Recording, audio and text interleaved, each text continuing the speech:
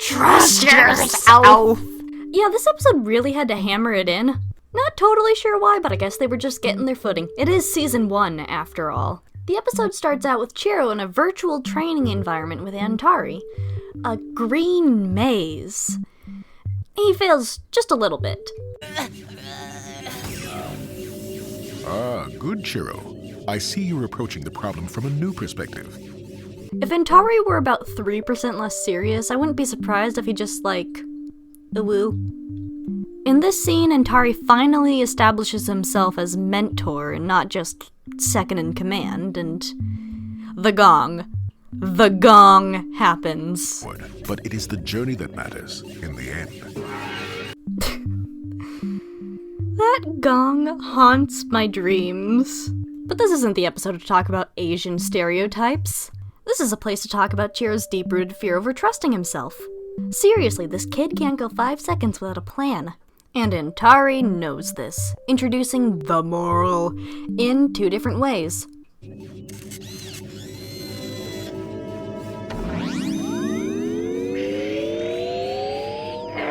Embrace the power primate, and you'll discover the right path is often the one you're already on.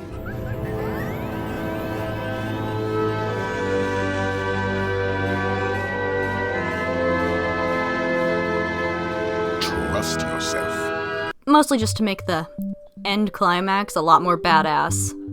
Antari has a flair for the dramatics, honestly. He's iconic, and I love it. I love these monkeys. Anyway, Chiro tries out the trusting yourself thing, and he kind of fails at it since he's not really used to the concept,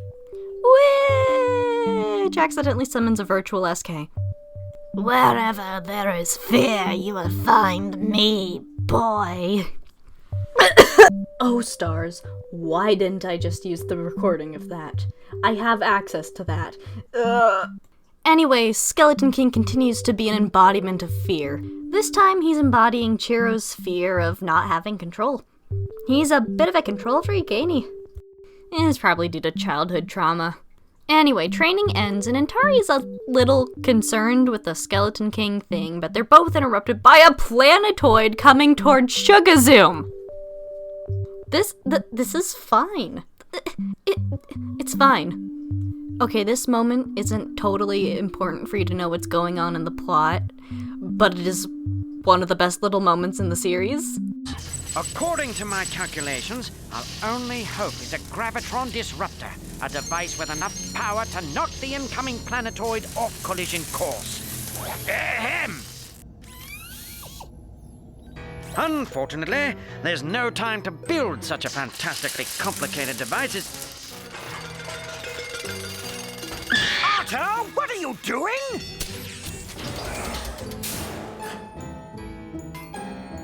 Finishing my graviton disruptor.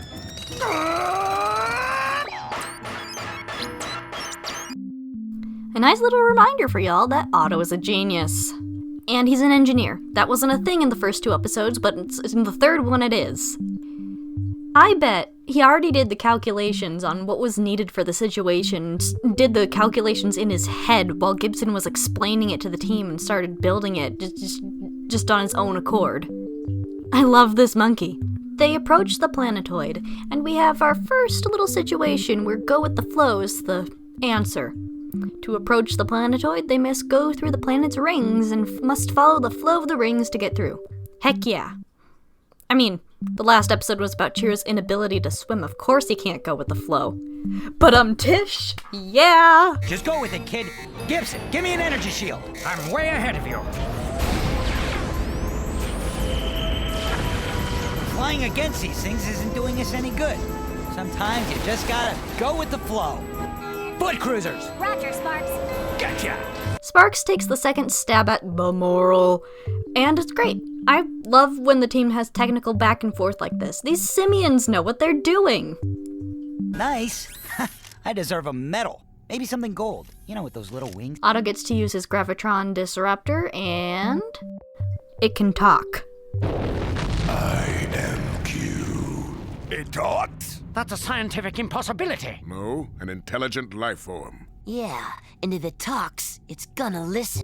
The Planetoid can talk. Hey, maybe it'll listen. Jiro's assumption that if it talks, it'll listen is a little off base because I talk all the time and I don't listen to anything. Do I look like I have ears? And it looks like Q doesn't either because he yells at the team and now the Gravitron Disruptor is broken. The robot's powers go haywire, and once they regain control, Antari detects a propulsion system within the Planetoid. It appears that Antari is in charge of most of the sensors and perceptions of the robot. He is the robot's eyes and ears and all that.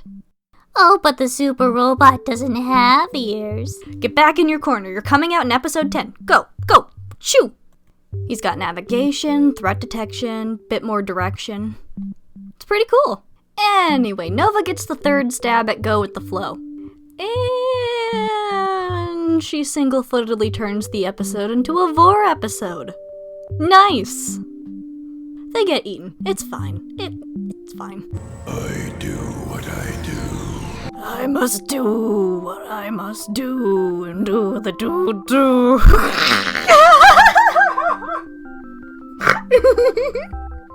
I am a child. That was really funny. Speaking of do, digestive system. Q swallows, and they go into his massive stomach. Stomach literally so big that it is its own ecosystem.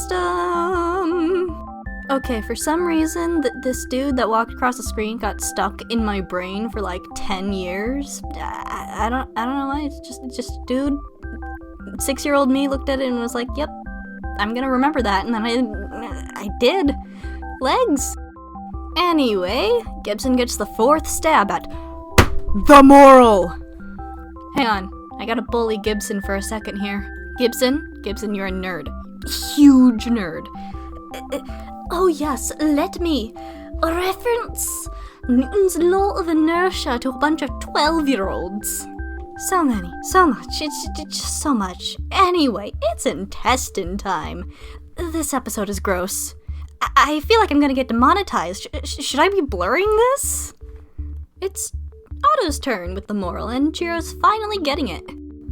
Sping! Also, I would like to point out the super robot's face during like this entire episode. They're so cute, just a little dude, just like having fun. Just a little... And there's a hull breach. I fully feel like this is an unnecessary scene, but it got a giggle out of me. Oh, ew. Oh, no. I don't even want to think about the mechanics behind that, but now my brain is doing it. Through the arm and into through the body and out the tail.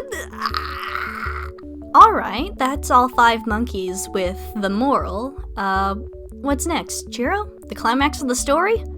Yep. Let's go, babies. The team is trapped, but Jiro isn't. Oh my gosh, look at them. They're supporting Jiro. And there's a trend in creatures the size of planets, and it doesn't even localize the monkey team. I sang that because I was very scared. The team is worried about their baby, and because of that, Tari says one of the most iconic lines in the entire series! And Tari, are you sure? He's alone. No monkey team member is ever alone. No monkey team member is ever alone. That line has pulled me out of a panic attack before. It's wild.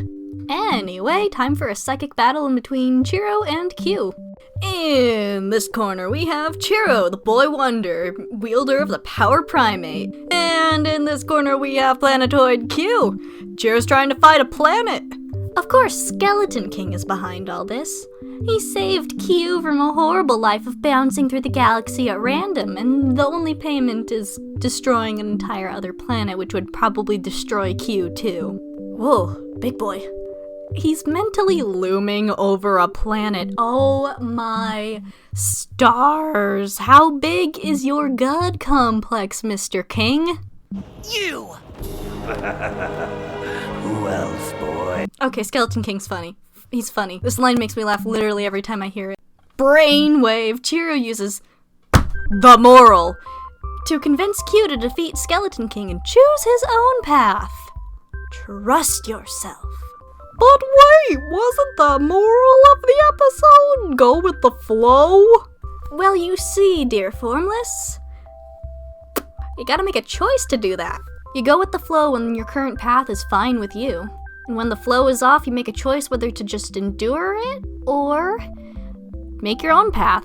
This is a wonderful opportunity to use, like, metaphors using streams and creeks and rivers and all that, but whatever. We're in space, baby. Anyway, Q is now on the team side, and Chiro has another bright idea. Go faster. When I was a kid, this didn't make sense to me because I wasn't quite sure how planets worked, but it's a little hard to visualize, so I'm going to make a little diagram for anyone in the same boat. Gibson has a diagram too, and here is my wonderful recreation so we can look at it slower. Yeah, I was a dumb kid. Chiro is brilliant. Oh! That's a terrifying work of early 2000s CGI. Out there on someone's computer is a 3D model of a monkey's head with a massive gaping maw and planet textures. I love this show. This was a simple episode with a simple plot and obvious moral, but it's super comforting just to chill. Oh, hey, this gave me a bit of an idea for my own little AU thing. King sets up on Q, traveling around helping. Right, I'm gonna draw that. Anyway, see y'all later, and I can't wait to analyze Chiro's fear of losing control. Have a nice day!